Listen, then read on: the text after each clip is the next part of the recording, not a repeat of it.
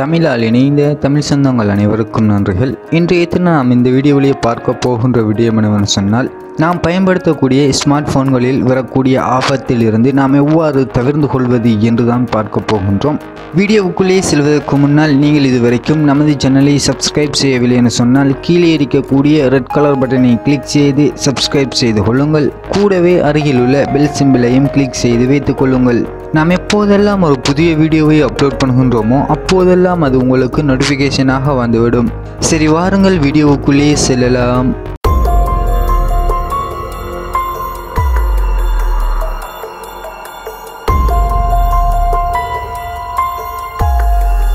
இன்று அதிகமானவர்கள் செய்யக்கூடிய மிக முக்கியமான தவறு என்னவென்று சொன்னால், அவர்களுடைய மொபைலை ரிப்பேரிங்காக வேண்டியோ அல்லது தங்களுடைய நண்பர்களை நம்பியோ மற்றவர்களிடம் கொடுத்து விடுகின்றார்கள். அந்த சந்தர்ப்பத்தில் அவர்கள் தங்களுடைய நண்பர்களுக்கு தெரியாமல் அவர்களுடைய ஃபோனிலேயே சில ஸ்பை அப்ளிகேஷன்களை எல்லாம் இன்ஸ்டால் பண்ணி அதனை ஹிடன் பண்ணி வைத்து விடுவார்கள்.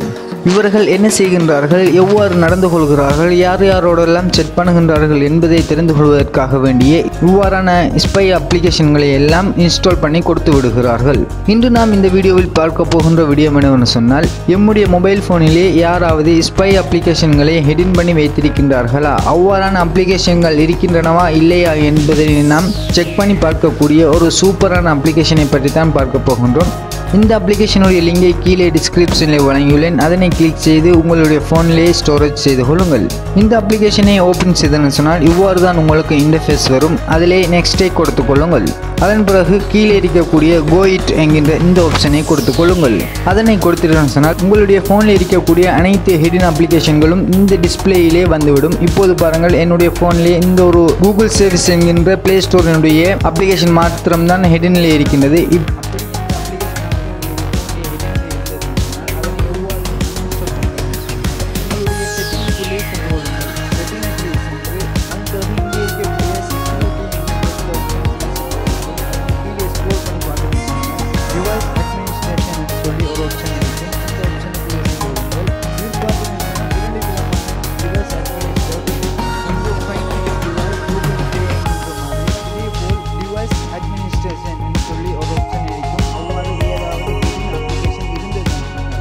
அட்மினிஸ்ட்ரேஷன் ஒன்லி இருந்ததுன்னு சொன்னால் அதனை ஓப்பன் செய்துவிட்டு பிறகு மீண்டும் நீங்கள் இந்த அப்ளிகேஷனுக்குள்ளே